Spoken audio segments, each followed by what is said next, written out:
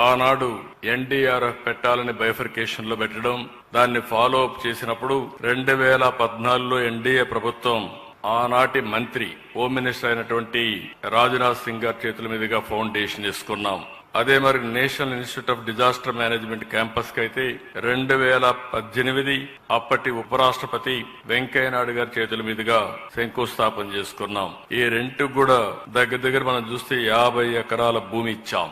ఈ రోజు పూర్తి క్యాంపస్ పూర్తి చేసి అమిత్ షా గారి చేతుల మీదుగా ఈ రోజు ఫౌండేషన్ మళ్ళా ఇనాగరేషన్ చేసుకున్నాం. దీనికి మనస్ఫూర్తిగా కేంద్ర ప్రభుత్వాన్ని అభినందిస్తున్నాను. ఆ రోజు స్టార్ట్ చేసింది కేంద్ర ప్రభుత్వం, ఎన్డీఏ ప్రభుత్వం. మళ్లీ ఈ రోజు మనం దీన్ని ఇనాగరేషన్ చేసుకోవడం కూడా వారి చేతుల ద్వారా చేసుకునే పరిస్థితికి వచ్చాం. ఎప్పుడు కూడా ఎన్డీఆర్ఎఫ్ అనేది నేను చాలా సందర్భాల్లో చూశాను. ఏ డిజాస్టర్ వచ్చినా ఫస్ట్ గుర్తొచ్చేది ఎన్డీఆర్ఎఫ్ గుర్తొస్తుంది. ఏ డిపార్ట్మెంట్ లో ఎప్పుడు ఎవ్వరూ చేయలేని పనులు ఏదైనా ఉంటే అది చెయ్యగలిగే శక్తి ఎన్డీఆర్ఎఫ్ కుంది.